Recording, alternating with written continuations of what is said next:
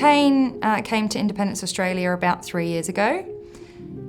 At the time, he was in quite a difficult situation, and him and his care team were looking for a long-term solution that would meet his disability support needs. He's an incredibly complex individual, an extraordinary male, and it takes a particular type of support worker to be able to have that engaging relationship with him that's going to encourage him to meet his long-term goals. Kane would like to be able to live independently at home on his own one day. We are seeing signs of that as a possibility for him as a result of his engagement with carers and the work that they do. When Kane first engaged with Independence Australia, he was very much reluctant to do any of his own housework or domestic activities. We're now at a stage where Kane is able, and quite happy on occasion, to do some of those home tasks like you or I would do on a daily basis. So he's definitely showing us that he's got capacity to live on his own, perhaps, or with reduced levels of support in the future. And it's an absolute delight to be able to work with him and assess those outcomes regularly.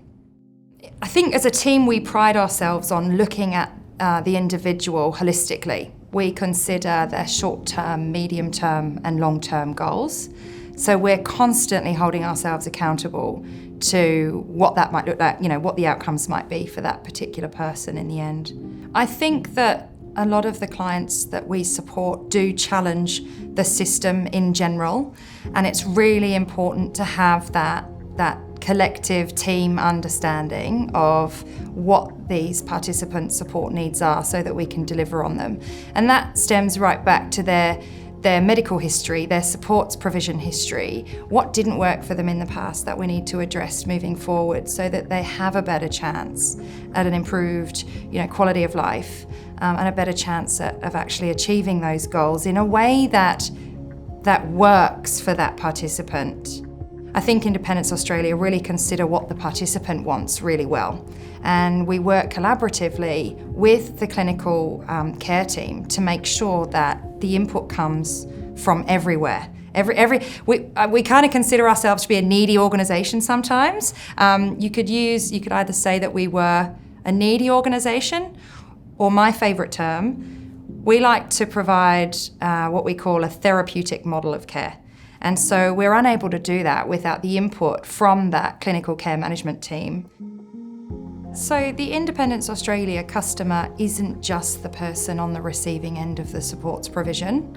We also need to consider the concerns and I guess the wants and needs and desires of the family that sit around that individual as well.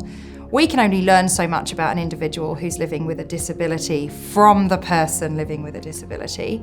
It's really important that we listen to the key stakeholders and the informal primary supports that are attached to that person as well. It's how we learn about them, how we learn about their likes, their dislikes, how we're going to get the best out of that person.